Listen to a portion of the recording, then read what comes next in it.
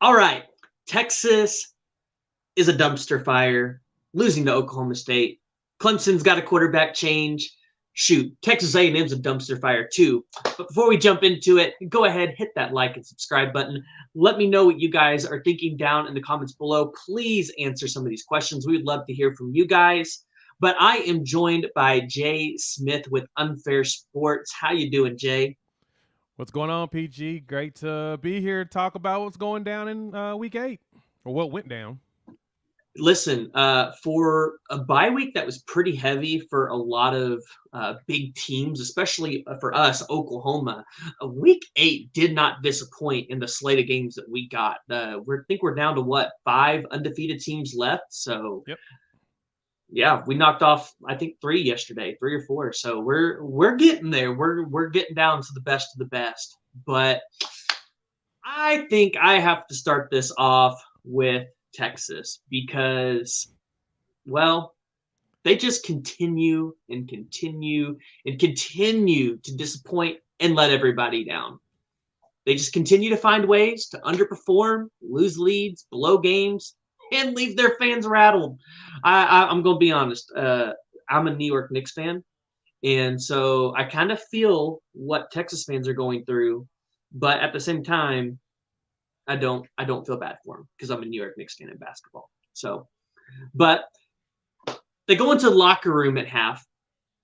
They're up 31-24. And they come out in the second half and they only get 3 points. And Sark can't make any adjustments. He didn't make any adjustments. But I look at it this way: Oklahoma State, you got a great head coach in Mike Gundy, and he probably deserves some of that Jimbo Fisher money that Jimbo's getting out there at Texas A&M. You're ranked 126th in passing defense in the country. You completely stopped probably one of the hottest and most explosive quarterbacks in all of college football this year. Definitely one of the most talked about quarterbacks. You've heard the hype around Ewers. You go out there, you show him up. Spencer Sanders continues to show us that he wants to shut out his doubters, right? And then for Texas, Quinn Ewers, 19-49, 319 yards, 2 touchdowns, and 3 interceptions. And you really have to start asking yourself here if Quinn Ewers is starting to kind of have some of those freshman problems that you would expect to see from a freshman quarterback, not a true freshman, redshirt freshman, as this is his second straight true road game where he's lost. The first one was at Texas Tech. And when you look at their schedule, it doesn't get much easier for here from Texas. I look at it, and I don't think they're going to have the season that they had last year. But next week, you have to go to Kansas State. And one of, I think, the big pain points for Texas in this game was you lost time of possession. Well, Kansas State's going to steal time of possession next week, so you better be ready for that. And then you've got to go play TCU, who, well, I mean, they're still undefeated, and they look like one of the better teams in college football. Then you have to go to Kansas. I expect Jalen Daniels to potentially be back in that game. And if he's back, I think Texas has got a huge problem on their hand. And then you end the season with Baylor, right? So I could see them definitely splitting that 4-game stretch at 2-2. Not the season that Texas fans really wanted. Definitely not the expectations that they had going forward. But you've got to clean up a little bit of the things going into that 4-game stretch that were a problem in this game. And I think a problem that we saw in the Texas Tech game as well, right? A couple of those things. You lost the turnover battle. Your third down conversions were absolutely atrocious. And then you had 14 penalties in that game. Now, I know people got the conspiracy theories. We're not going to get into that too much. But, Jay, what do you think about Texas? Because it just seems like year after year, they just continue to do this to everybody. So, for the Texas folks out here listening and watching, thank you for tuning in if you decided to join this. And I think the biggest thing with Texas is that it's just bad luck. It feels like everything about them is just awful. No matter what they do, they try to get a coach in who should be a good coach, and he's now a record of 10-10 as the head coach of Texas, 2 years. He's 1-6 on true road games. They can't win on the road. It seems like the team never can get up or be prepared well enough to win road games that I think they probably should have won. Like that Oklahoma State game yesterday, they should have won that game. That should have been theirs. And it was all the mistakes and the undisciplinedness that you would expect out of Texas that keeps – it's like we know this story. We know what's going to happen at the end of this movie. We've watched enough of these movies to know what's going to be the ending, and it just comes perfectly every time. And so – there's a lot of things they've got to fix themselves. Now, you can tell that they're working on those things. The line is getting a lot better than it was before.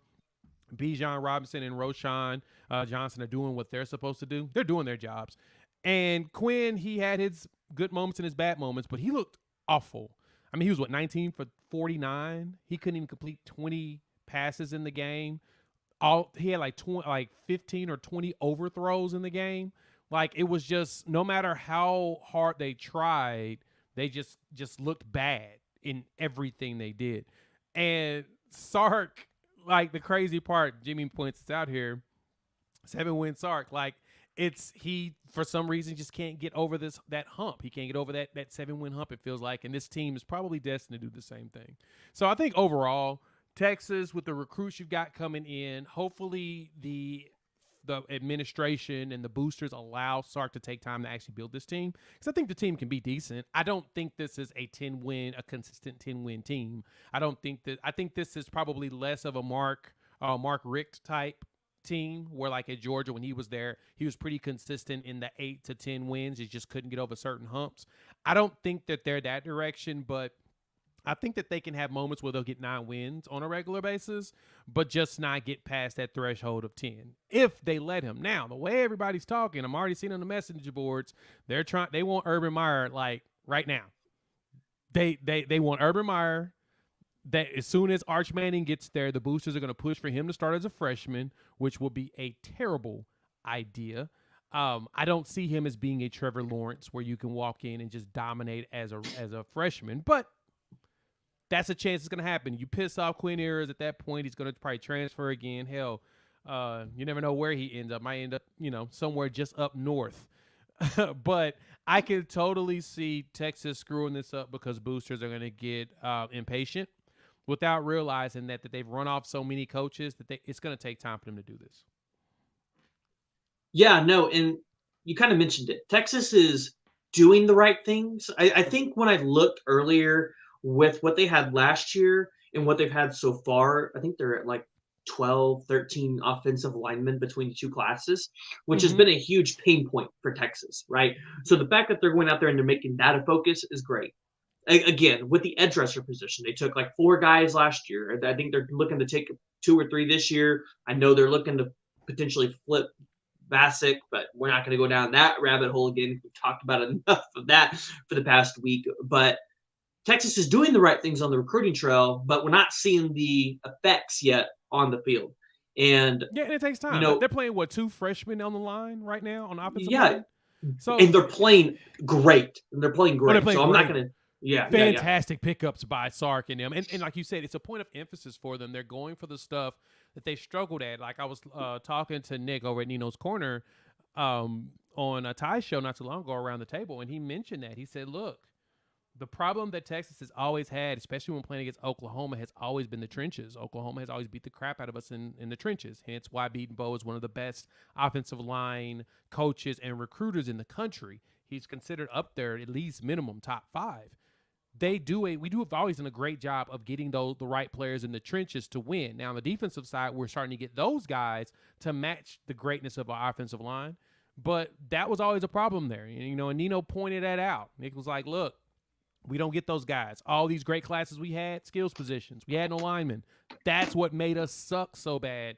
And they're finally doing it. And having these 2 freshmen out there cooking like they're doing, that could mean something special in the future. But at the same time, it don't matter if you ain't got the right signal caller and you ain't got the right people around them. Like the skills positions are there, but the signal callers aren't there. I don't know. We'll see what we've already enshrined Quinn Ewers, like literally within like the first couple weeks. Actually, the Alabama games when everybody shrined him, and now you see everybody turning against him after putting up a 19 for 49 performance.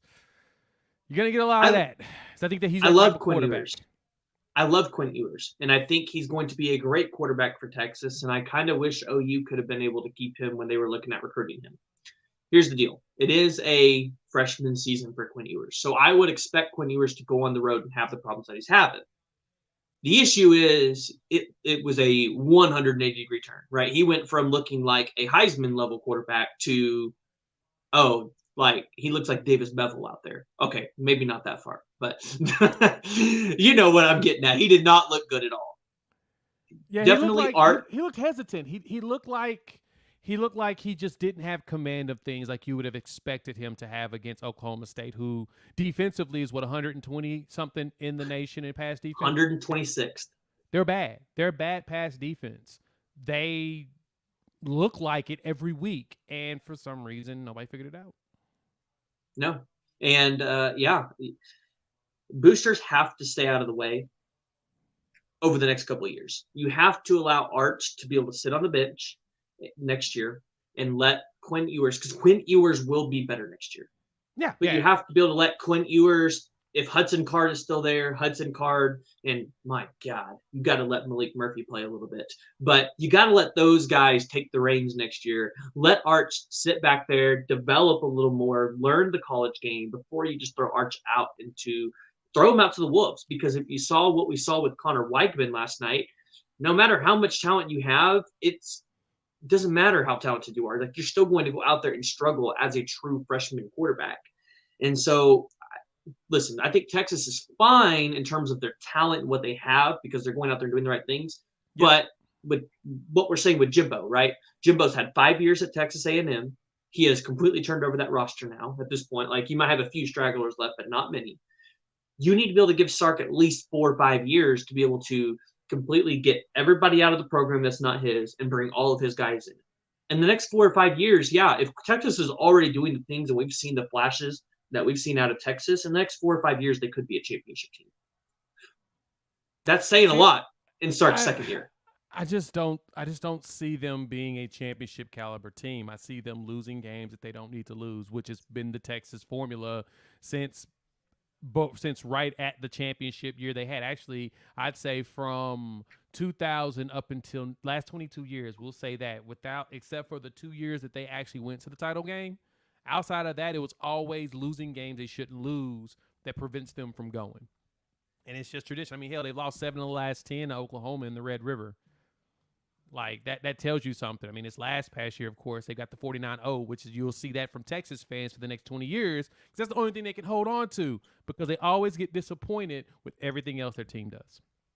Yes, and, Texas fans, I get it. You guys are excited to beat Oklahoma 49-0, but you guys also need to take a real look at yourself and go, okay, Oklahoma didn't have a serviceable quarterback out there. And if Dylan Gabriel would have been in that game, I can tell you off 3 drives that we would have had 21 points, right? Easy. But at the bare minimum, we would have scored at least 7 at the bare minimum. And I Texas fans enjoy it because, if you couldn't beat us this year, I don't know when you would have ever beat us, because this year was just completely atrocious. I do think, in 2 to 3 years, Texas could be that team if Sark is still there. Now, if they switch it up and go to Urban Meyer, I don't know when Texas will ever be good, because you can't keep switching up your coaches this quickly and this fast. Yeah, and think that it's going to work. Yeah, it don't work that way if you keep swapping guys in and out. And so we'll see what Texas looks like in a couple of years if they give them time. Yeah, they got to give them time. Okay, let's go ahead and let's take a second. If you have not liked and subscribed yet, please go ahead, hit the like button, hit the subscribe button. Helps me out. It's completely free to you guys, but it means everything in the world to us as content creators. Okay, we need to talk about this Clemson quarterback drama, because I think people are getting on DJ Uiagalelei too much. I think he's having a pretty good season for what people expected out of him, and they're wanting to jump the Cade too quickly. Earlier in the season, I think it was the Georgia Tech game, we saw Cade come in for DJ, and he did not look as serviceable as I think what people wanted. Yesterday, he comes in a little bit better than what we saw against Georgia Tech, but, I mean, still, I don't think they're any better position right now than with Cade as you are with DJ. Give me some thoughts on this one, because I feel like I'm just a DJ lover out there, and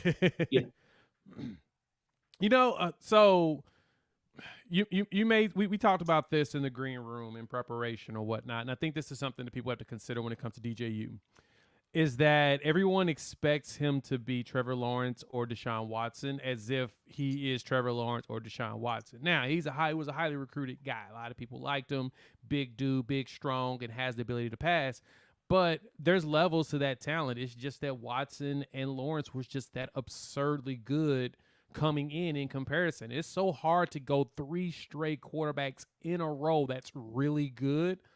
Name me a school that's done that and actually recruited their players. I mean, the closest thing you got is Oklahoma with Kyler, Baker, and Jalen Hurts, and they were all transfers. So besides that, who has ever gotten just 3 straight great quarterbacks in a row and dominated? Can't really name anybody. I mean, even Ohio State hasn't done that. They brought in good quarterbacks. They've had decent quarterback play. A lot of the times it's the other positions that's helped them remain successful. Same thing with Alabama. I mean, with Alabama, you had Hurts, you had Tua, and then you had Mac. And honestly, Mac Jones was more so a placeholder he just did a really good job of not making mistakes.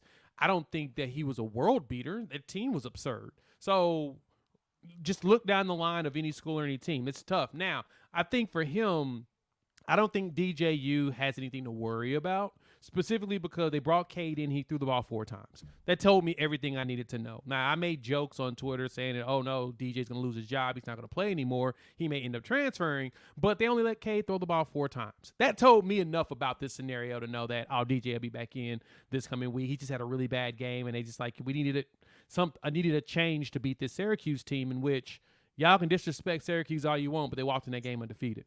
That tells you something. They're a good team. They're not great, but they're good. They walked in undefeated. Lost their first game. Let's see how they finish. But at the same time and token, consider the fact that Clemson only threw the ball 4 times with Cade after taking DJ out. It feels like it was more the scheme than it was the actual player. So I can't really fight it. You know what I'm saying? I can't argue that DJU's going to completely lose his job when it didn't seem like that Clemson could even wanted to trust the quarterback they have. They've also had a turnover on staffing, offense and defense. They've lost both guys, so they've got new coordinators on both sides. So they're trying to figure things out too. They're tweaking. They're building this ship while on the water, and that's something that you have to consider with everything that's going on with Clemson. Yeah, and I've talked so much about not putting a true freshman in the trenches. You saw it last year with Oklahoma and Caleb Williams. Mm-hmm. He looked really good against talent that the teams that necessarily weren't there, comparable to Oklahoma in talent. But then you saw it. When we had to go up against Baylor, it was completely awful. Oklahoma State, he played a little better, but still it wasn't exactly what you wanted. Right. Here's my deal. You talked about the comparison between Deshaun Watson, Trevor Lawrence, and DJU.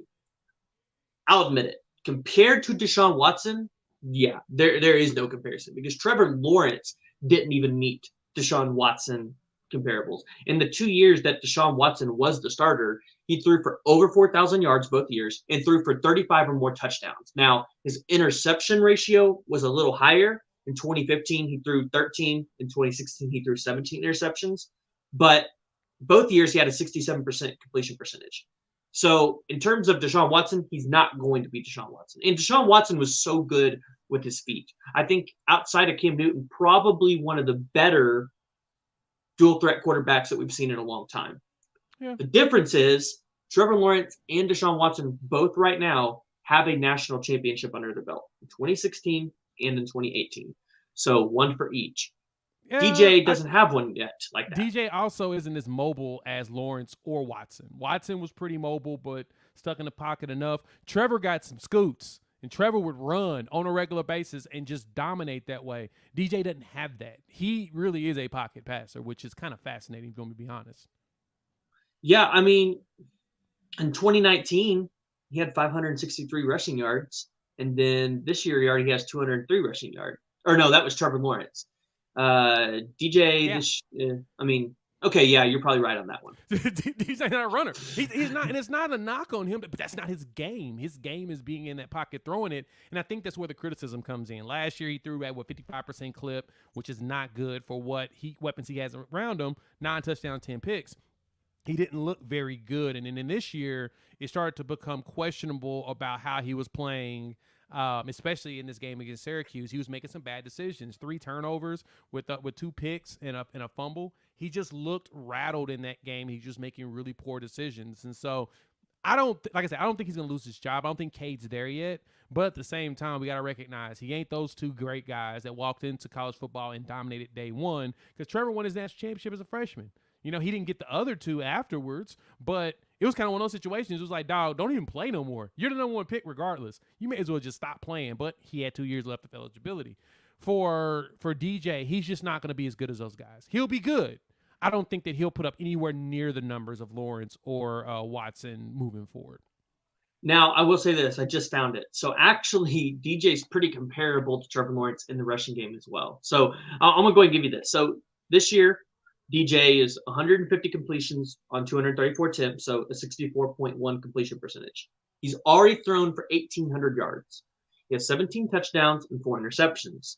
Now, he has been sacked 12 times, so maybe he's not as mobile.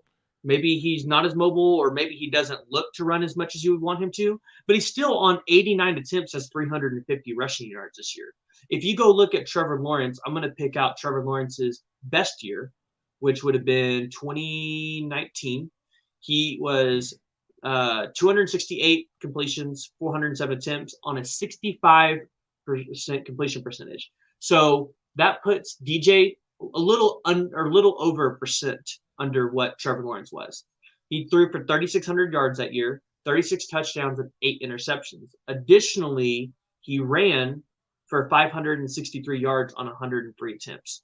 So I would say DJ's probably not going to go throw for 3,600 yards this year. He might throw for 3 to 3,200 if he stays the starter.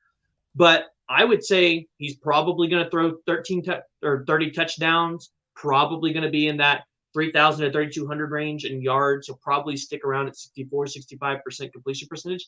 And he's probably going to rush for about 500 yards. So I would say that's pretty comparable to what Trevor Lawrence did.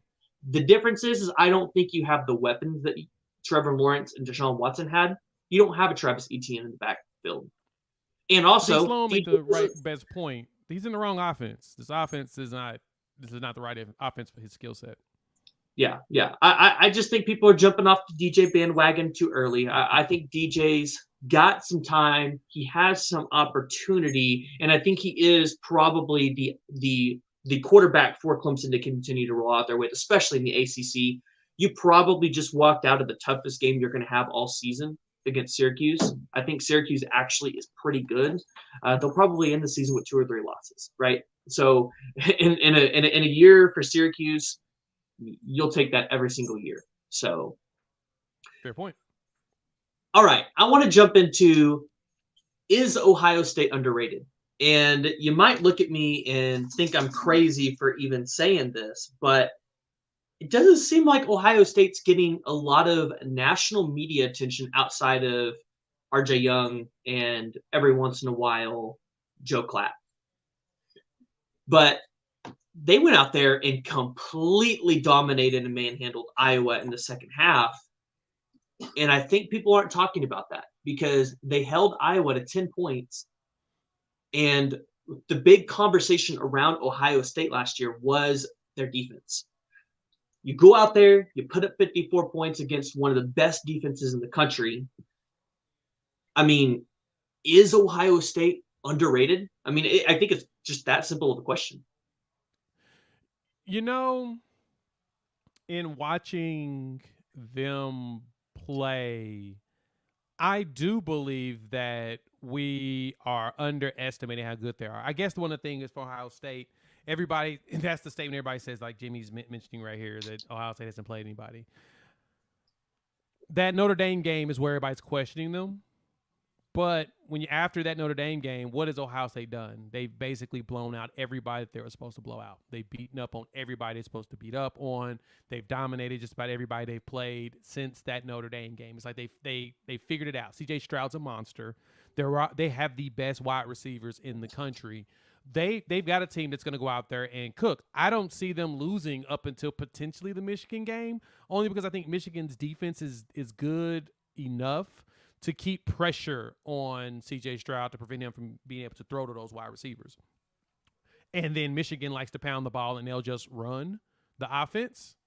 And by running the ball, they'll run the clock, and that will be something that will help them beat Ohio State. But I can see them also going out there and blowing out Michigan. So to me, when they go up against the big game, it's either Michigan wins in a nail biter because they are pounding the ball and they're holding on to it, or Ohio State goes out there and just destroys them.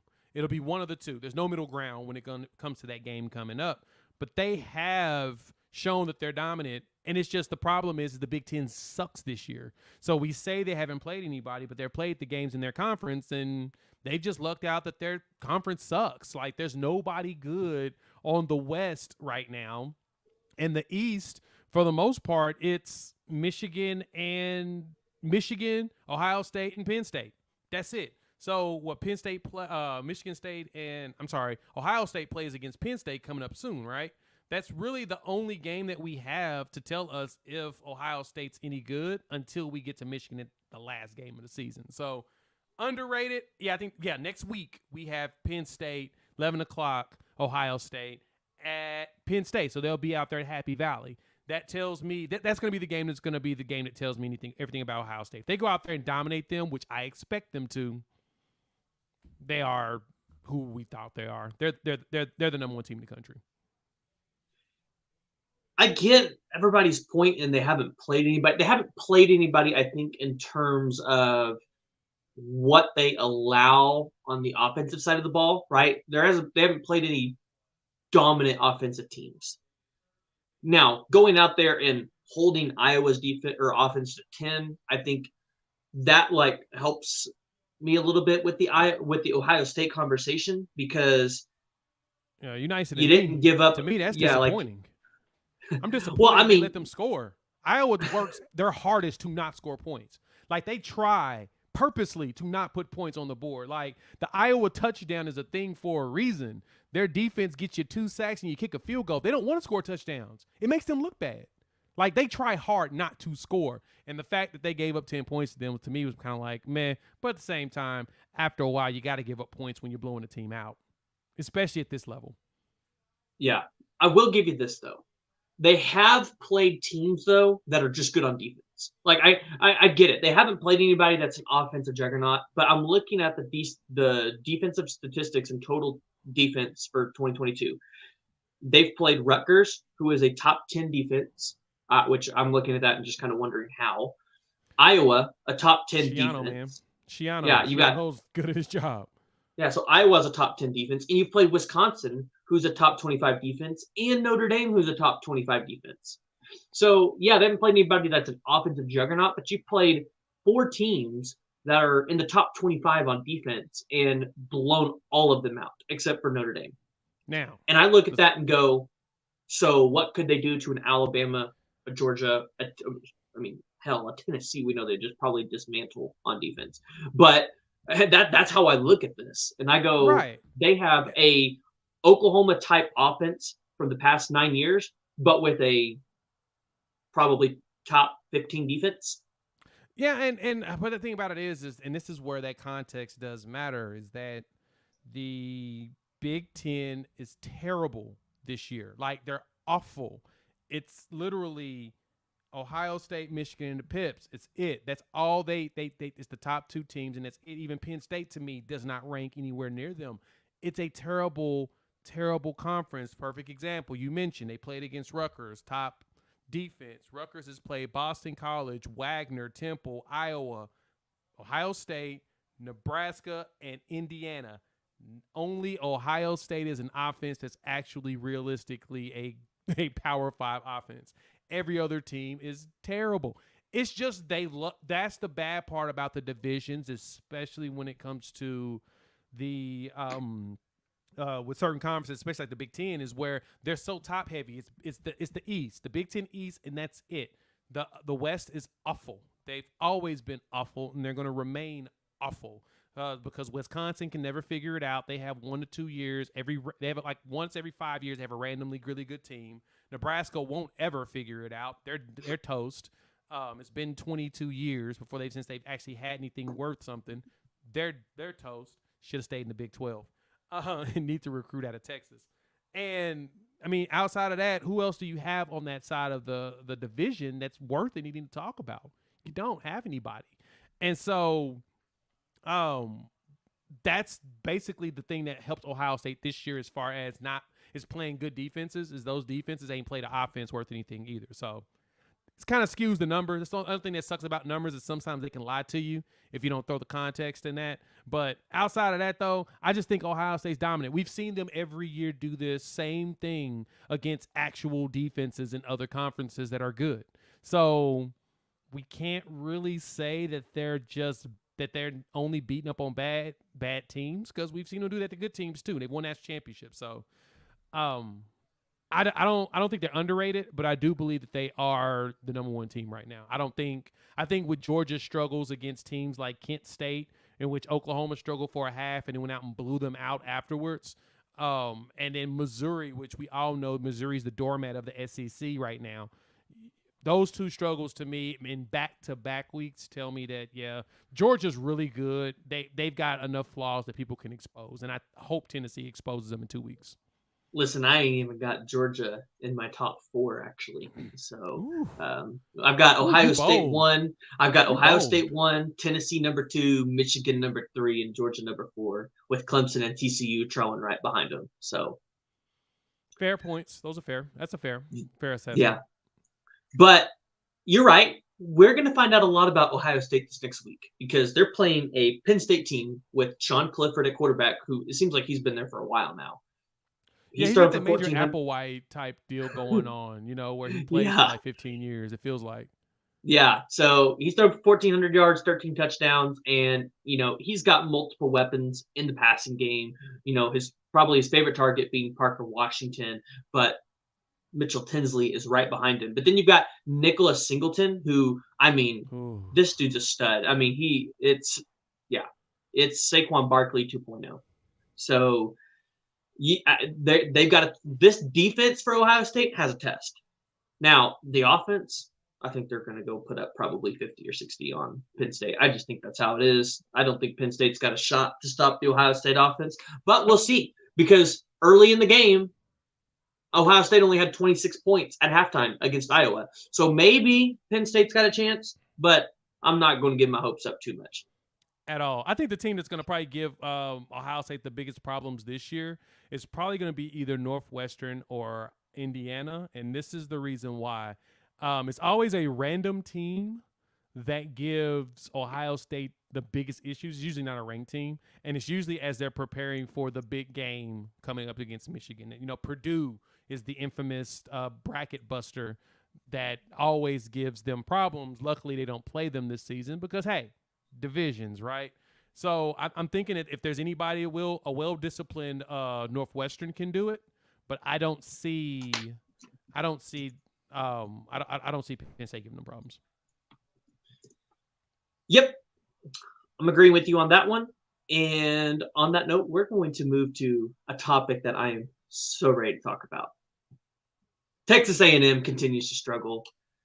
I don't think I really need to say much about this, but I've got a lot to say about it. So they lose another game to a not-so-great rebuilding team in South Carolina, 30-24. And I know I'm saying this, and so many others are as well, but Jimbo was and is a bad hire for Texas A&M.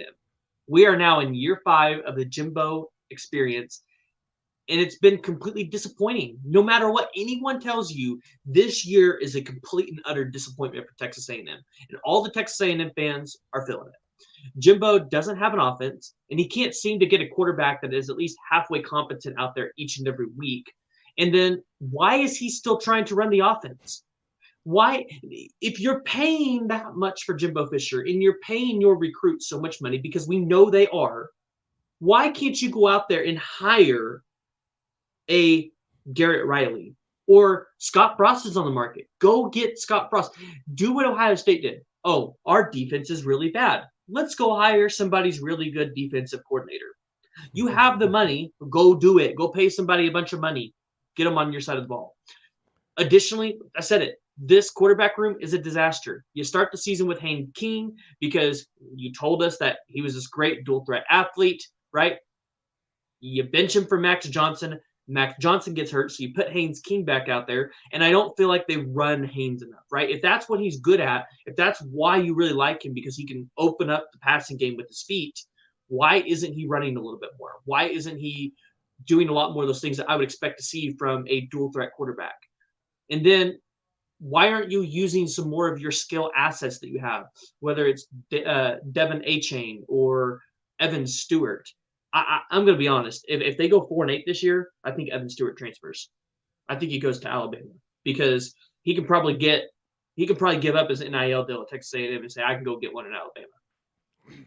I mean, they all can do that. I mean, that's the one thing that people don't understand about NIL, and there were some of the parameters that were put into place is a lot of these NIL deals can't go past college. And at the same time, they're not supposed to be tied to the school, but they can be, changed annually. So if a player decides to leave and go somewhere else, I mean, an NIL deal can either follow them or they can say, you know what? We'll have a clause in there if you decide to leave this school that we can renegotiate, and then at the negotiation table we'll be like, nah, we don't want to do it no more. So that's not a problem. None of this stuff ties these kids to these schools, which is exactly what NIL is supposed to be. It's not something, and that's the best part about it, where none of the concerns come to my part. But Jimbo is so bad. He really is. Everything about Texas A&M is awful. Texas A&M's not going to get rid of him. He's not going anywhere for the next 10 years. They made this bet. They're going to lay in it. $95 million is, well, technically just about $96 million is just too much money to try to come together to get rid of a dude unless you can find a way to fire him with cause. And the problem with firing him with cause is the fact that what they do, they have legalized paying players with name, image, and likeness deals. So they're not going to find a way to fire this guy. The one way you could fire him is gone. That cause is gone. Unless he's sleeping with staffers, there's no way that you're going to lose him. Now, he may send a staffer in there to try to seduce this man, which would be a god-awful thing they could possibly do, but there's no way of them getting out of this contract. It's a done deal. He's stuck there, and they're going to suffer because he's too stubborn to realize that my offense is old. It's expired. It's time for me to bring in someone a little bit more innovative. Why do you think Saban switches OCs every 2 to 3 years? Got to change it up. Got to flip that bad boy. And honestly, I just don't think Jimbo Fisher is good enough in that capacity to be successful long term. He's too stagnant. He likes to do things his own way. And he doesn't take the opportunity to change things when he knows that this is going to help him win. That's what's going to hold him up. So I see a lot of players potentially transferring out.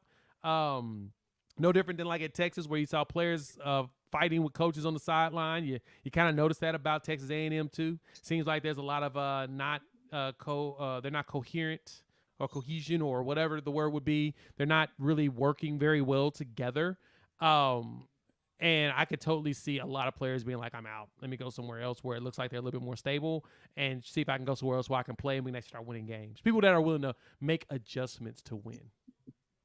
Yeah, and I want to get to the transfer thing here in just a second. But I want to touch on the Jimbo Fisher buyout because it gets talked about so much. And here's the thing. Texas A&M, if you don't want to lose players, on January 1st, you have to buy out Jimbo Fisher's contract for $85 million.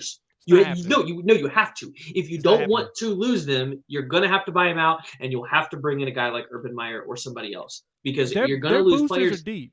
Their pockets are deep. They ain't that deep.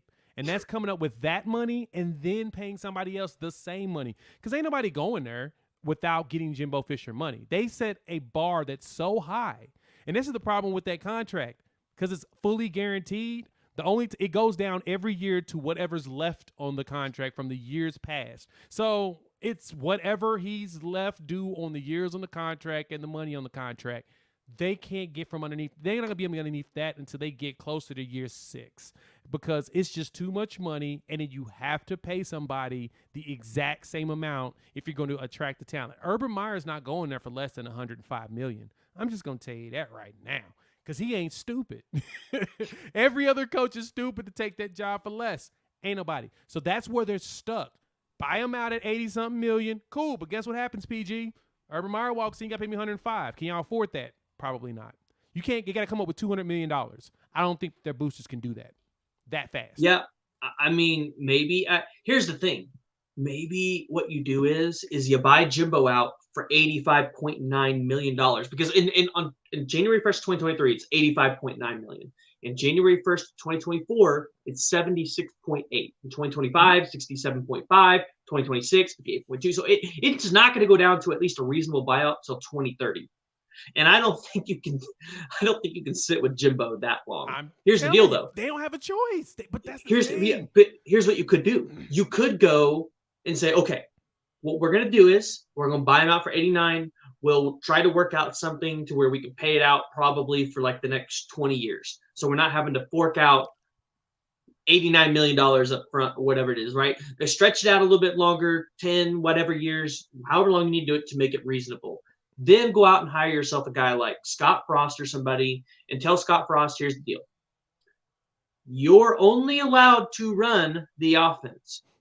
We are forcing you in your contract to go out there and hire a defensive coordinator so that you can coach somebody competent to coach these defensive guys, like a Gary Patterson or somebody. Go out there and you're going to pay your defensive coordinator probably more than you're going to pay Scott Frost. Combined, you're probably going to pay both of them $10, $20 million a year combined. And you're going to give them this incentive. Okay, if you can get this team winning the next 3 years, then we'll give you guys big contracts. But you guys got to turn this team around the next 3 years. And you've got the talent to do it. Man, hey, that is the greatest pipe dream and alternate reality scenario I've ever heard in my life. Man, it's fantastic. I can't even argue with you. It's cool that you even think that that's a remote possibility. My man, Jimmy Sexton is the agent for all these big coaches. Texas A&M are going to negotiate with him again. And he'll walk in the door and be like, you know what I'm going to ask for, right? If you want a good coach. They're going to be like, yeah, we know. So you need to go ahead and make this money happen. And I bet you Jimmy Sexton put in a clause on that no, you can't pay him out. Well, you can pay him out annually, like he's being paid right now if you want to do that. Or you could do a lump sum of the entire amount. Jimmy Sexton is not going to allow them to weasel their way out of this deal in an easy way to go hire somebody else. I would love for them to have some sort of capabilities doing that, but at the same time, I love watching Texas A&M suffer. So, overall, ain't no way this is going to happen. Like, Scott Frost will be an idiot to take this job with those parameters. Any coach would be an idiot to take those parameters unless it's me and you taking the job. If me and you take the job, I'll gladly take those parameters. Why? I have no experience as a head coach in college football. You know what? I'll take it for – listen, I'll take it for $5 million a year. And I'll split it up. Each of us get $1 million, and we will all take one part of the team. You know what? Yep. I will happily do that. I can hire an entire staff for $20 million, no problem. We'll just get a whole bunch of dudes off the street. We'll get a whole bunch of armchair coaches and quarterbacks, and see if we can figure this bad boy out. Because I think we can do a lot better than the way they're doing what Jimbo's doing now. But and then or I can at least do the same thing for cheaper. PepsiCo, exactly. Right. But at the same time, though, the biggest problem for them, though, is that they got to pay this man. And they made the mistake of negotiating with Jimmy Sexton and giving this man an extension too early. They should have waited. They should have waited a year or two before they did that. LSU wasn't going to hire him. No. LSU thought they had Lincoln Riley. They weren't going to hire him. Yeah, they weren't going to hire him. It made no sense.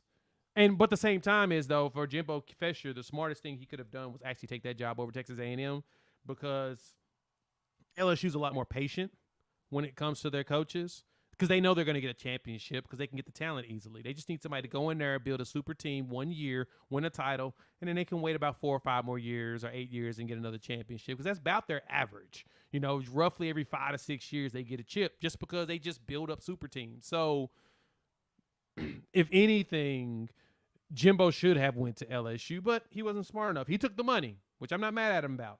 He took all that money, and guess what happened? I would take all the money too. If you guys see me over here fist pumping and going crazy, I'm watching the Chiefs game. My Chiefs are just, they're killing it. But let's talk about the transfer portal situation for Texas A&M, because it's coming up, and it's coming up quickly. I expect here probably in the next couple of weeks we'll start seeing guys hit the portal. So obviously I said it, right? Evan Stewart likely would have ended up at Alabama if it wasn't for NIL money. Like, just being completely transparent, that's probably what was going to happen. And if you're Evan Stewart, you're probably looking at the situation right now going, yeah, this sucks.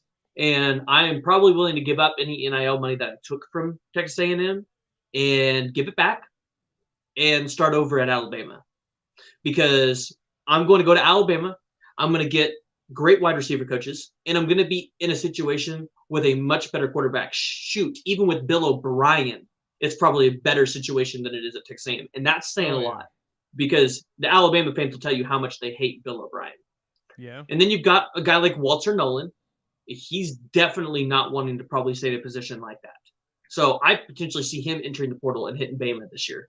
But then you've got guys like, interesting. Yeah, I definitely could see that happening. And then you've got guys like we've heard a lot of rumors around Dindy potentially already wanting to hit the portal, and potentially, I think it's more likely USC than Oklahoma, but the Oklahoma thing might still potentially be out there because he might look at, if Brent Venables is able to turn this around and go, okay, well, maybe I need to listen to Venables.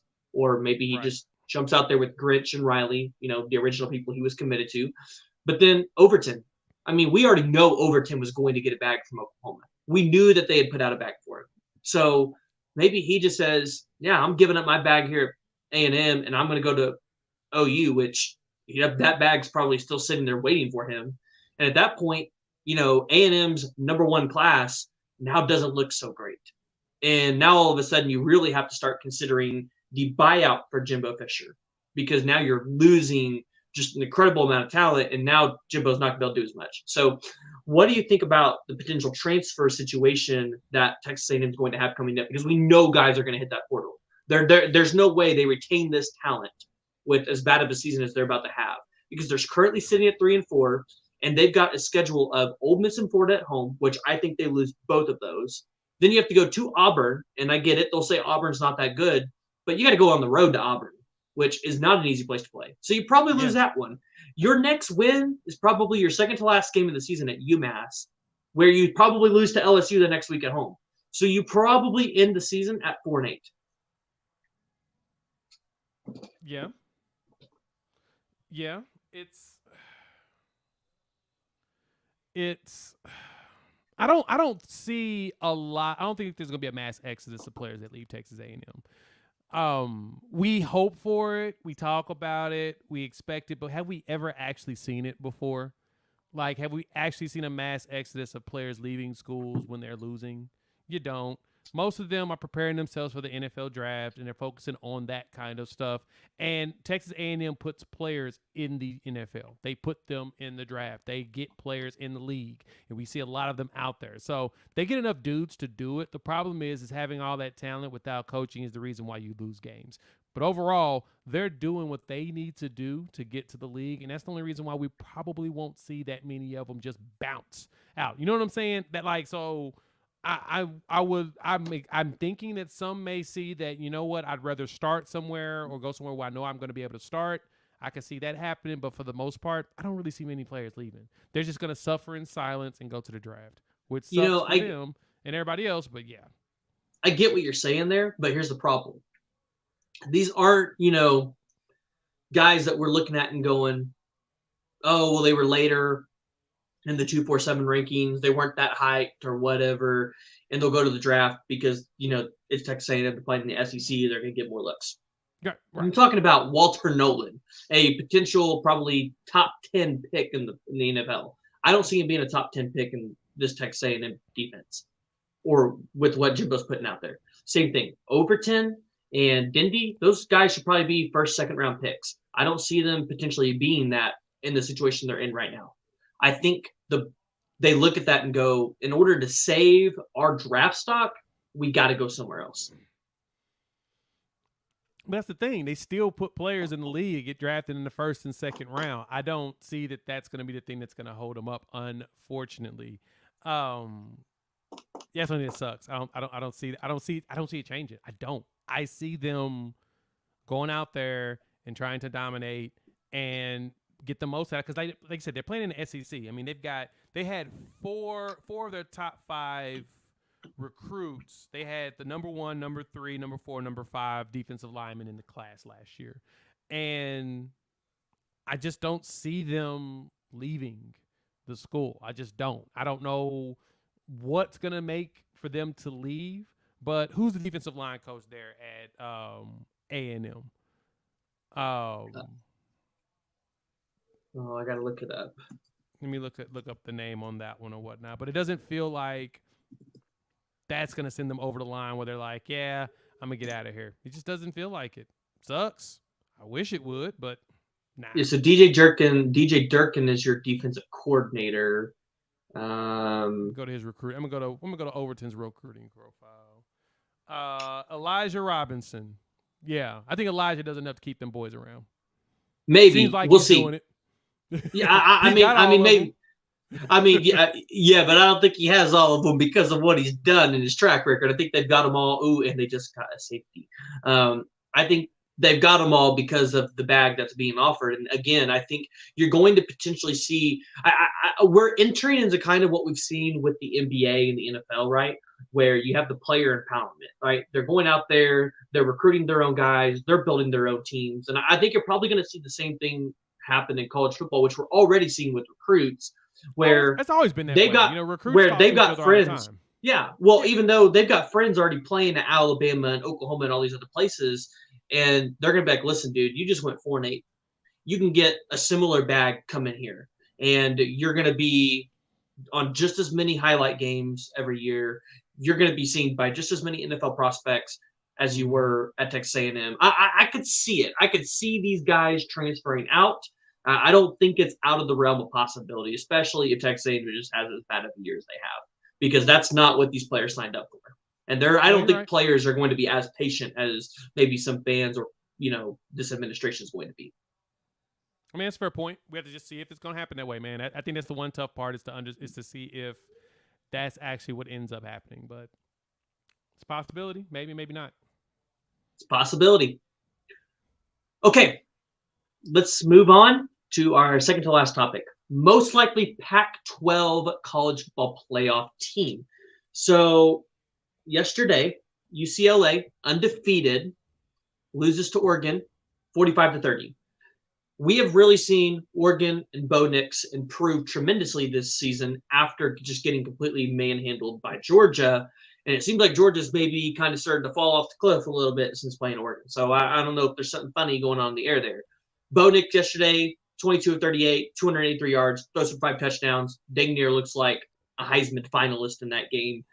DeLorean Thompson, yeah, he went 27 of 39, 262, 2 touchdowns, 1 interception. So he still had a pretty good performance. Charbonnet for UCLA had a good performance. Just ultimately, Oregon was able to come out on top. Eugene's a hard place to go out there and win. The unfortunate thing here is if you're the Pac-12, I think UCLA was potentially your best shot if they stayed undefeated to make the college football playoffs. Now you're entering a situation where you do normally, where you guys just start to eat each other up. And I'm kind of looking at it and going, I see USA potentially losing to UCLA, so I don't see them going. Does Oregon potentially make it with as a one-loss team and losing to Georgia as bad as they did? Does UCLA potentially not make it as a one-loss team with how bad they looked at the beginning of the season, especially with that performance against South Alabama? Utah's out of it, and Utah was the favorite, I think, to get there at the beginning of the season. So where does the Pac-12 go from here? Do they still have a shot to potentially make the college football playoffs with a one-loss winner? I do think so. Like, looking at the rankings right now, how many teams that we have in the Pac-12 in the top 25? You got Oregon at number 8, USC's number at number 10, UCLA at 12, Utah at number 14, with Oregon State potentially trailing right behind them and Washington trailing right behind them. Right. So you've got 4 teams in the top 25. excuse me, from the Pac.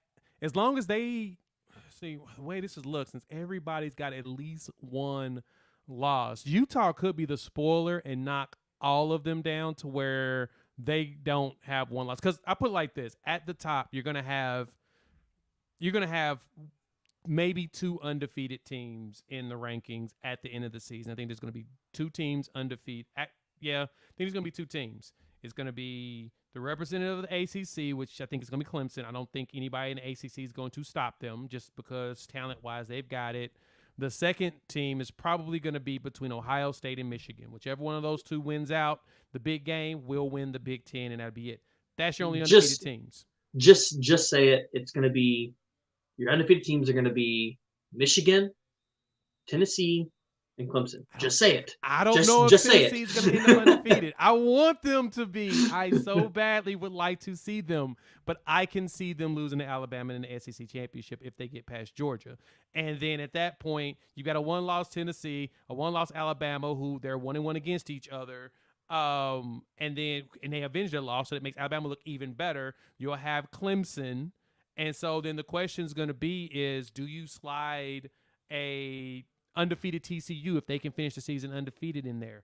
Or do you give love to that one-loss Tennessee who just lost to Alabama in a revenge game after they dismantled everybody else and Georgia's right behind them? That's going to be tough for the Pac-12 to get in there because they had to have somebody undefeated. They need everybody above them to lose at least one game for them to be back on equal playing field. But I think the closest team to do it, I think it's going to be Oregon. To me, they're the only ones that can run the table and actually make it up there. I don't see a Pac-12 team going, though. You don't see a Pac-12 because what about a one-loss USC team? Because USC's schedule isn't as hard as we think it is. Their next hardest game on that schedule is UCLA, and Notre Dame's out there, but I don't think Notre Dame's going to be an issue for USC this year. Notre Dame beats them. Really? Yeah, I think Notre Dame beats them. Really? Yep. Really? Yeah. So you think USC is probably ending the season with 3 losses and playing Oklahoma at the Alamo Bowl? Potentially. Which, let's just play the scenario out. And I want to hear from everybody else in the comments, so please jump down in the comments.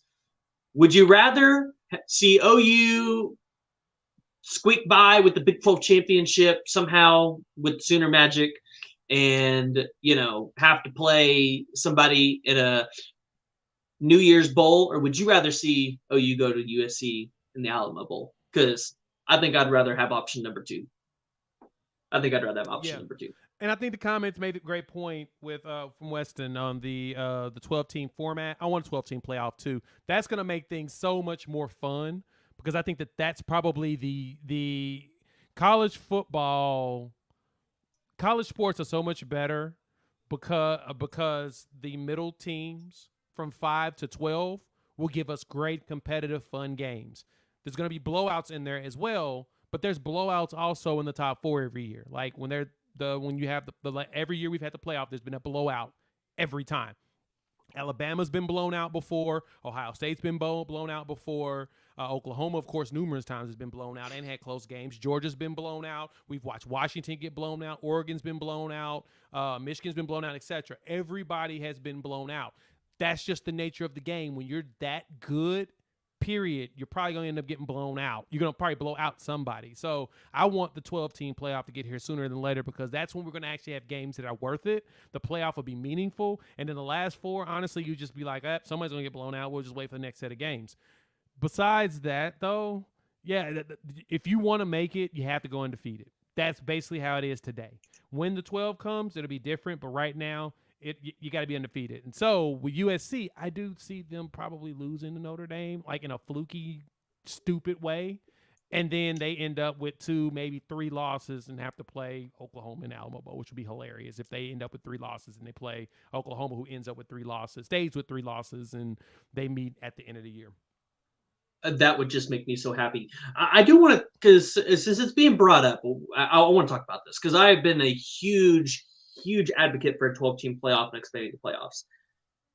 I think a 12-team playoff is super good for the sport because let's take 2020 for example. OU loses 2 games early in the season, but they come out at the end of the season as potentially one of the hottest teams. Everybody's talking about, hey, OU could go win a national championship with how this team's playing, right? Unfortunately, the 2 losses, there's been no 2-loss team make the college football playoffs. This year, Oregon potentially does not make it as a 1-loss champion. I'm sorry, they probably don't. But Oregon, you could make an argument, has a case like Oklahoma that one year as they could potentially come out of it as one of the hottest teams in college football that year. Good. But they're not going to potentially make it. Or Utah. What if Utah goes out here and wins the rest of their schedule, right? They still have to go play a Washington State team that is going to put up points, and they have to go play at Oregon, so at Eugene. So their only 2 losses were at Florida on the road and at UCLA on the road. Both of them were both scores combined, total of 3 points. You're telling me in the 12-team playoff format, you wouldn't put Utah in there, and it would be fun to watch them in the college football playoffs? Like, they could shake it up. I think the 12-team format will allow for, as people are talking about in the comments, less blowouts. Additionally, it's going to allow for these recruiting classes, I think, to stable out a little bit, because now you're not going to be going to just the SEC or the Big Ten to go to the playoffs. You can go to an Oregon or a UCLA or a USC or a TCU or Kansas State, because now everybody has a fair shot to make the playoffs, including, maybe a Tulane team who this year, they're sitting at 7-1 and they're in the top 25. Like, Tulane, I think, could go in there and cause problems with people with that defense that they have this year. They're not going to cause problems for an Alabama, but if they were to go into a playoff situation and play Utah, there's definitely a shot that they could go in there and cause problems. I know you're smiling and laughing at me, but it's true. No, I'm not. I'm smiling because that Tulane statement is hilarious to me, because when Oklahoma lost to Kansas State, everybody's words were, "Oh my God, they lost to Tulane the week before, blah, blah, blah, blah." And I kept saying to folks, Tulane's not a bad team. They're actually kind of pretty good. They're a lot better than you think they are. And now look at them. They've only lost 1 game this year. They're still migrate. They're still moving up the chain, and I think they're going to run their conference this year and probably have 1 loss this season, go like 11-1. They're a lot better than advertised this year. Just, it's just you get that, the luck of the draw. But Kansas State losing them was not only was it a trap game, it was that Tulane was a good team. So that's the reason why I was laughing, because anytime I hear about Tulane, I always try to point that to people. Like, dog, I said this a while ago. They're way better than y'all think they are. Well, and they're playing, and they beat a Kansas State team that, I know this is going to sound crazy. If Kansas State wins the Big 12 championship, you're talking about a Kansas State team that could potentially make the playoffs. And I know everybody, I think everybody at the beginning of the season laughed at me for that. I said that undefeated or 1-loss Kansas State team would have the shot. They would at least be considered. No, 100% agree. 100% agree. If they would have beat TCU last night and kept going, I think that they would have had a good chance of making the playoffs, because I think they would have won. Yeah. They lost to Kansas State last night. Yeah, they have no shot. TCU is the one that's now going to do it. I think TCU, because my expectation was the Big 12 championship to be purple. Yeah. After watching both TCU and Kansas State a few times, I was like, yeah, the Big 12 championship is probably going to be in purple battle. And TCU decided to say, nah, we want to be the only purple team there. And I respect them for that, and that's what it's going to be.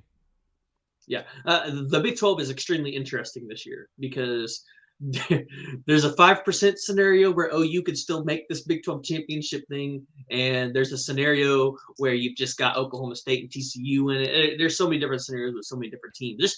Kansas can still make it. So yeah. I'm loving the Big 12 this year, and I'm going to be honest, if OU goes to the Big 12 championship this year and then wins it after losing 3 conference games, yeah, I'm going to be excited. So you're going to lose your mind. But all right. Yeah. Weston's got a question for you on the OSU-Kansas State game on Friday. I think that's going to be an intriguing game. Okay. So I think it's all dependent on the Kansas State quarterback situation. Yeah. 100%. Because if Adrian Martinez comes back, Kansas State potentially wins that game, because they're going to do exactly what they did to Oklahoma against Oklahoma State, and they'll win it. But if Adrian Martinez isn't in that game, and who was their backup that was out there that was playing really well? Howard.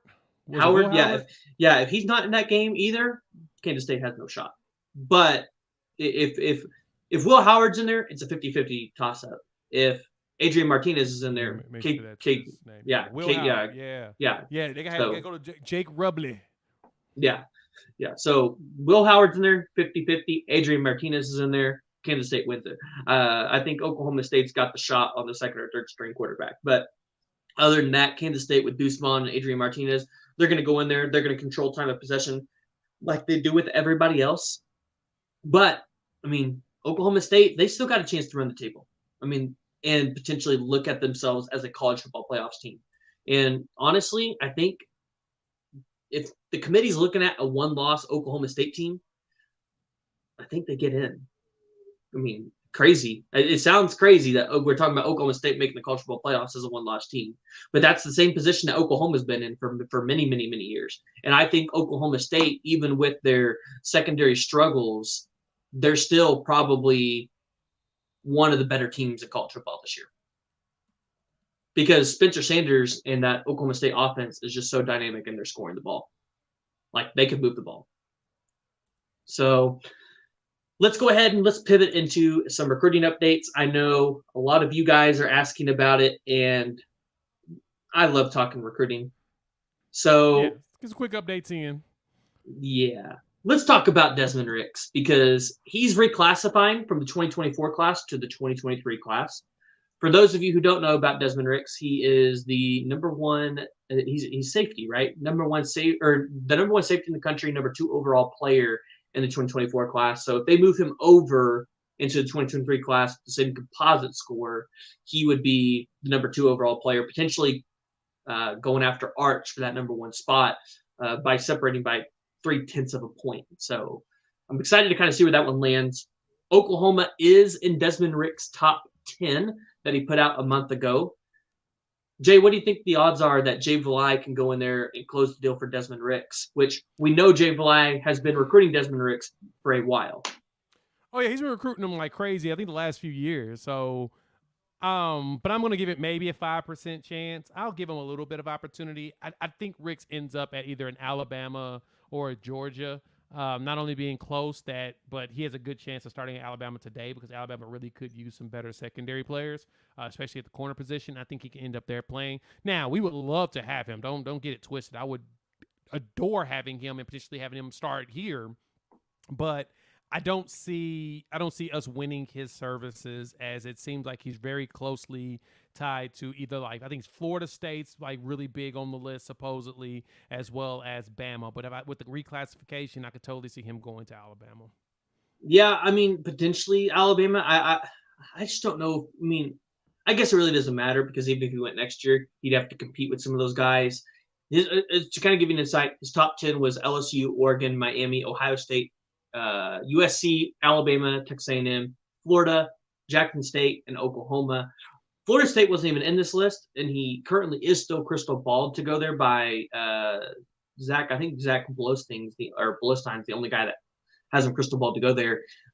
He actually said that Texas A&M Florida State has not called him in months, which is why they're no longer in on this recruiting process for him. Now, could he potentially pull something like we saw with Peyton Kirkland? That's possible. Exactly. But in that list for OU to even be considered for the number 1 quarterback in the country, I think, that's pretty elite, right? I mean, OU's got a shot, and I think they have a better shot than Florida does. I definitely think they have a better shot than USC. So, I mean, really, I think your biggest competition here is Alabama, Oregon, Miami, and Ohio State. That's probably your biggest competition. Yeah, I can see that. So we'll see. I'm hoping Jay Valai and BV can go in there and close the deal, because you can literally pitch it to Desmond Ricks as, listen, you're immediately coming in as a Power 5 starter, and you're going to get great reps as a freshman. We've seen what he's able to do at IMG. So he's going to be able to come in and immediately be a leader and make an impact on the Oklahoma defense. And I think that's got to be your pitch, right? And I think that's got to be your pitch for BV and Jay Valai for a lot of these defensive guys is you're going to start year 1. You're going to make a difference. We're trying to turn this thing around. And if you're one of the guys that helps turn around the Oklahoma defense nationally, going to the NFL, that's, I think, going to go a long way. Because I think NFL guys are going to look at that and go, yeah, that OU defense has been garbage. You came in year 1, that OU defense was completely turned around and didn't stop for the 3 years. You walk in there and change things. That's going to be a big deal. Yeah. Which, kind of segueing out of that, David Hicks. So we're hearing a lot of really good things about David Hicks, about how, A&M wasn't his choice. It's not really the place he wanted to be. I mean, I think we kind of all saw that in the picture that's been floating around with David Hicks, looking like he was very disappointed to be committing to Texas A&M University. There's still communication between the coaches and Texas A&M with Oklahoma. And obviously Jackson Arnold, Derek LeBlanc specifically, they're really going out there heavily recruiting, David Hicks. Do you think David Hicks flips his commitment? I'm going to say flip and with quotation marks, because I don't even think he really is committed there. I think that any of these players can flip because no one has signed the line which is dotted yet. And so every player is going to continuously be recruited by every team, mainly because they know that there's an opportunity to get them because early signing days in December and then national signing days February. So for them, it's I'm going to keep looking. I'm going to keep my eye, out there, and we'll see what happens. And these schools are going to just keep trying. They know that there's an opportunity. So do I think he changes from Texas A&M? I don't know as of yet. I mean, I've seen some of the reports that it wasn't his choice. I've seen some reports that said that he's all in on A&M. So nobody knows truly what's going on in the young man's head. And, I understand he's stressed out trying to figure this out. So I can totally see him, though, just going to I can see him making a different decision come National Signing Day. I can see that. I will say that much. Because initially he wasn't going to make a decision to January, which was smart on his part. But now that he decided he wants to make a decision now, all he did was just add extra stress to himself. And yeah, I did see the Lewis Carter part. Lewis was out there cooking. He's going to be something special here once he gets here. So yeah, at this point, I don't know where Hicks is going to go, but I don't know if a flip is going to happen to Oklahoma at least. See, I think it will, because he's really good buddies with Derek LeBlanc, and I think he really wants to play with LeBlanc. And again, I think Hicks knows if he goes to Texas A&M, he's going to have to sit. He's not going to be able to make that immediate impact, and I think he knows he's going to be able to do that at Oklahoma, and he's going to be able to build a brand for himself. I think with what these recruits have an opportunity to do with this Oklahoma defense is they build a brand, and you're only going to be able to do this one time. Because once the Oklahoma defense gets to where we expect it to be with BB, it's not going to slow down, and it's not going to just fall off of a cliff. So you've got one opportunity to be a part of this brand that changes the Oklahoma defense, and you don't want to come into it late. And so I definitely think he wants to be here for that reason. Right. And you're hearing from a lot of people that are close to David Hicks that, it sounds like he's going to flip. Now, does that potentially become as a national signing day situation? I don't know. You're definitely going to probably see Texas A&M try to push him to sign on early signing day. I don't think you're going to see David Hicks sign on early signing day. It just wouldn't make sense. I don't think so either. Drag this thing out as long as you can. I think the Texas A&M commitment was to potentially just take off some pressure, but then it came with even more pressure. So We'll see how that's going to heat up for him. I see everybody asking about Peyton Bowen in the chat. It's still the same old news of Peyton Bowen. There's no new. There's no new news on him. Yeah, he don't know what he want to do, right? He knows what he wants to do. He probably wants to be out there with Jackson Arnold out here at Oklahoma. It sounds like, again, his family wants him to be in Notre Dame where the NIL money is. Because that sounds like what's driving this is the NIL money. If NIL money wasn't a factor, we've heard it many times, Peyton Bowen would be the sooner. But follow the unofficial visits, right? How many times has Peyton Bowen been to Oklahoma? Many, many, many times. So, but let's talk about this defensive line stuff. Because if they don't get David Hicks, you're still going after Kayden McDonald and Markis deal. Now, I think Kayden McDonald probably is a loss for Oklahoma because he wants to stay. He wants to stay close to home, right? He wants to stay close to mom, and Oklahoma is just too far away, right? And Clemson's getting the last visit, so I think it's this Kayden McDonald situation. I think really comes down to: is he okay with leaving mom and being that far away? And it comes down to a relationship he has with Derek LeBlanc. And if you guys hear me talk about Derek LeBlanc, which I know Ricardo's going to watch this later, so hello to you. But you guys keep hearing me talk about Derek LeBlanc because Derek LeBlanc has been the leader on the defensive side of the ball, and I expect him to be a leader when he comes to Oklahoma on the defensive side of the ball next year. But in terms of a leader, he's going out there actively recruiting big-time talent for Oklahoma on the defensive side of the ball. And that's what he's doing with Kayden McDonald, right? Kayden also played with Jackson Arnold when they were kids. And so there's that connection there. But I think it really comes down to those two things. It comes down to his relationship with Jackson and Derek, and is his mom okay with him going to Oklahoma, and is he okay with leaving his mom? I think it comes down to those two things. With Markis deal, you're hearing good things, I guess. I if you don't get Kayden McDonald, I think Markis deal and Tahusili Akana become priority at that point. You have to get those two. I think so, right, Jay? Yeah, no, yeah, 100%. I think Akana is definitely one that's going to come, and that's definitely that's one Venables. If I'm correct, that's the only player that he's going after, and so Correct.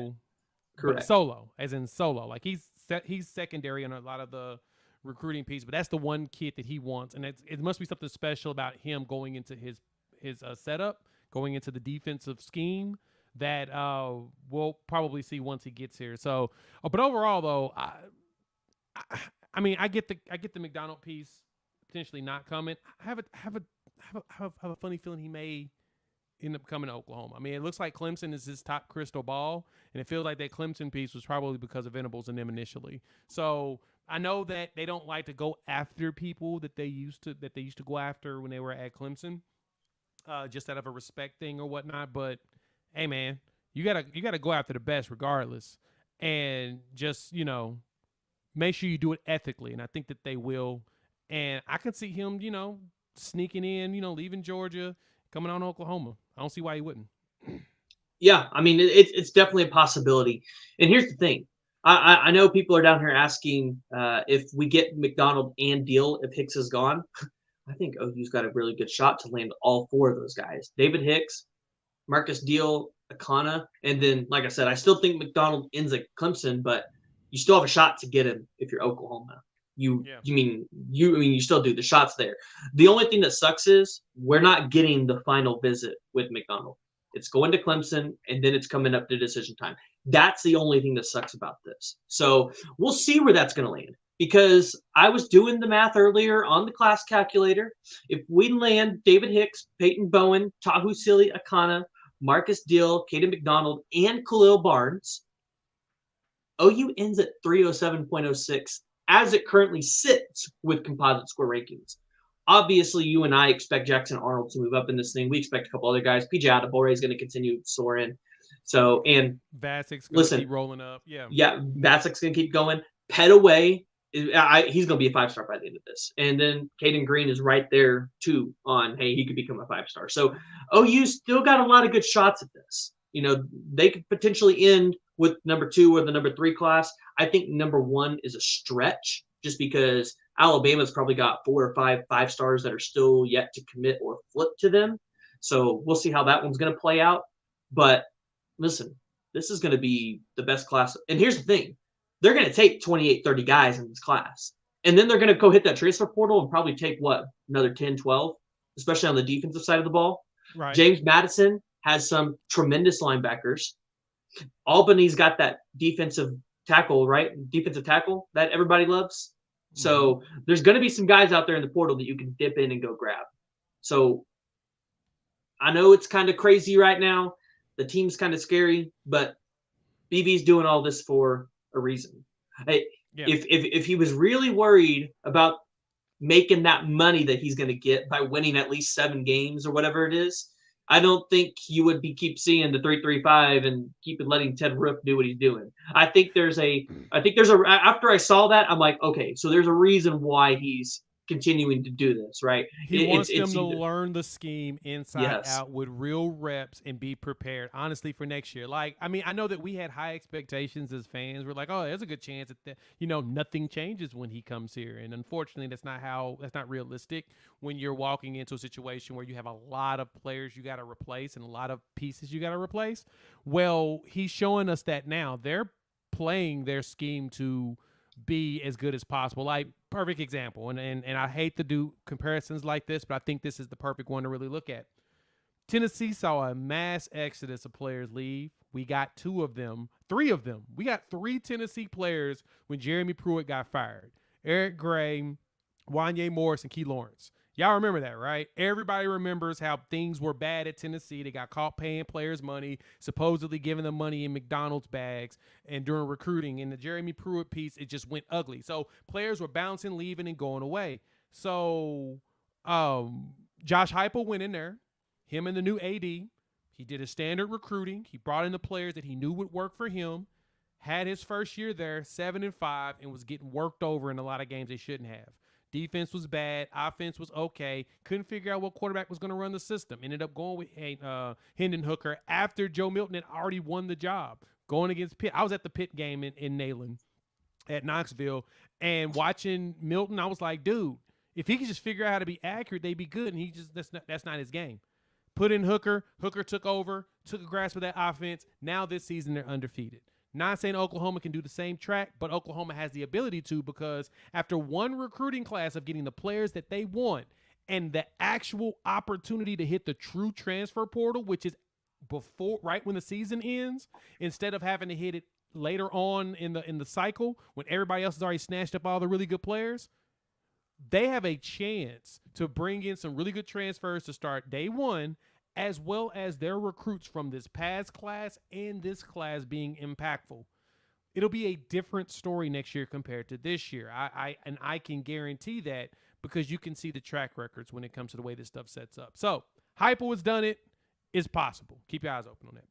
Yeah, no. And you talked about the guys from the 2022 class. Gentry Williams, every time he goes in there, looks impressive.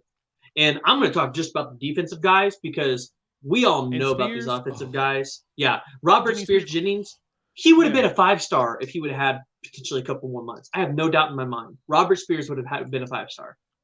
So you've got two guys in your secondary that have potential to be back there with hopefully Woody Washington if he comes back, but for sure Billy Bowman, right? So you got two guys back there. We've talked about Kanak. We know he's going to be a boss. You got Kobe McKenzie.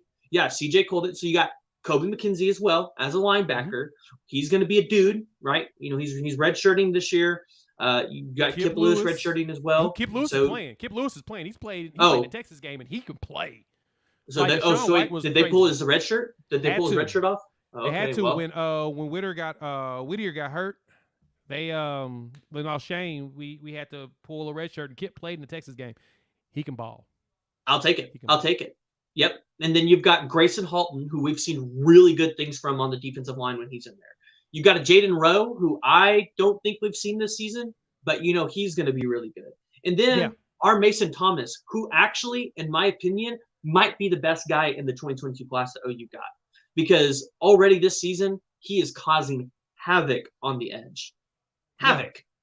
And so, yeah, with what we have in 2022, what we have coming in 2023, and then you know that BB's going to go dip into the transfer portal and get guys that can run the system that he wants to run. And listen, I know people aren't high on Roof. I'm not high on him as well. Here's the deal. Maybe Roof doesn't need to be a defensive coordinator, but there's a reason why BB has this guy. And so I think you see Roof maybe go back to a coordinator role or an analyst, and then either BB takes over the play calling himself, or he hires a defensive coordinator and teaches that defensive coordinator how to run the scheme. Because if you're Oklahoma, you can definitely do what Ohio State did. Go out there and take a good defensive coordinator and then have BB teach them how to run what BB wants to do. It might not be exactly like it, because we're seeing that out there at Clemson, but it's got to be better than what we've been putting out at Oklahoma for the past 10 years. It's got to be. So to wrap up some of these recruiting updates, this weekend, Oklahoma lost out on a couple players. They lost out on 4-star safety Marvin Burks to Georgia. They lost out on the 4-star corner Kaleb Beasley to Tennessee. And then they lost out on the 4-star athlete Malachi Coleman to Nebraska. That was kind of, I mean, we've heard for months, which is why people kind of stopped talking about it. OU kind of fell off on that one. They just stopped because it sounded like Malachi Coleman wanted that NIL deal. Malachi Coleman was having some good conversations with Mickey Joseph out there at Nebraska. Hey, and Mickey Joseph's not doing too bad out there at Nebraska, so really we might need to watch that. Better since the OU game. Yeah, we might need to watch that situation. I still think they need to go hire a real head coach. I don't think Mickey Joseph is that dude, but he's doing a pretty good job out there. And then there is a surprise player, and this is expected with the BB team. BB always does this. There's always a guy that they randomly will pop up for that we never heard anything for at the beginning of the season, throughout the season, and then all of a sudden towards the end of the recruiting cycle, they're in on a guy. One of those guys right now is Samson Okunlola, or however you say his last name. Mm-hmm. We need to be watching that and hearing about that because there's the potential that we're hearing that he could take a visit for that Baylor or the Oklahoma State game. Probably more for the Oklahoma State game because he plays on Saturdays, so it becomes a little harder for him to come out there for the Baylor game. But then, you've got, Bill Beatonbow just recently went out there and watched him. He's a 5-star offensive tackle. And I feel like for all the Bill Beatonbow haters, if he goes out there and lands a guy like that this late into the cycle, I think those haters are going to shut up real quick because he's not a Kayden Proctor. And I think Kayden Proctor is the best offensive lineman in this class, but he's pretty dang close. Right now, I think he's crystal balled to go to Miami. So keep a watch on that one. I'm pretty sure we'll get more details as that continues to unfold throughout the season. But thank you guys for coming out. Thank you guys for tuning in. I really appreciate it. Jay, let them know where they can find you. Hey, you can find me Unfair Sports. I do a whole bunch of OU content and college football content, which will be growing into even more Big 12 content. Just find us on YouTube at Unfair Sports. I have a podcast. Just search Unfair Sports, wherever podcasts to download and listen to as well. Appreciate you having me, PG. It's always a good time talking Sooner sports. Yeah, no, I appreciate you coming on. OU football is back this week against Iowa State. So let's all tune in for that one. Don't freak out if the game does not turn out the way you like it. At least it's not on a Thursday night like it was originally planned for. Make sure y'all tune in Thursday. We've got Jaden Knowles back on the podcast. We're going to talk a little bit of OU football, get some of his thoughts about the recruiting cycle and what's just going on in college football in general.